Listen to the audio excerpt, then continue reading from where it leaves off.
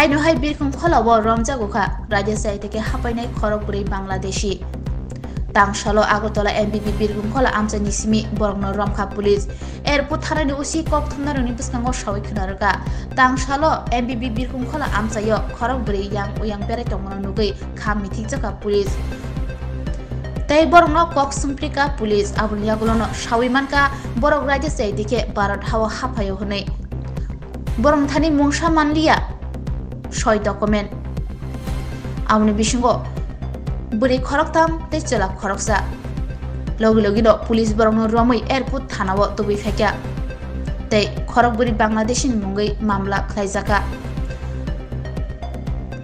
দরবার নকনি সিমি বরং সালবানি remand সাनै cock সুমপ্রে জানাই হनै সাকা এয়ারপোর্ট থানানি উসি চারজন বাংলাদেশি নাগরিক এয়ারপোর্ট এমবিবি এয়ারপোর্টের মধ্যে সন্দেহজনকভাবে ঘোরাফেরা করছে।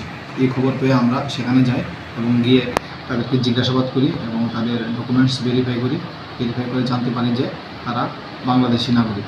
তখন আমরা তাদেরকে আটক করে এয়ারপোর্ট থানাতে নিয়ে আসি এবং আমরা ওদের এগেইনস্টে একটা কেস রেজিস্টার করেছি।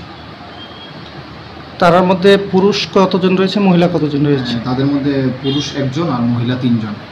তাদেরকে রিমান্ড দাবি করে আদালতে প্রেরণ করা হবে? তাদেরকে রিমান্ডের আবেদন চেয়ে আদালতে পাঠানো হবে।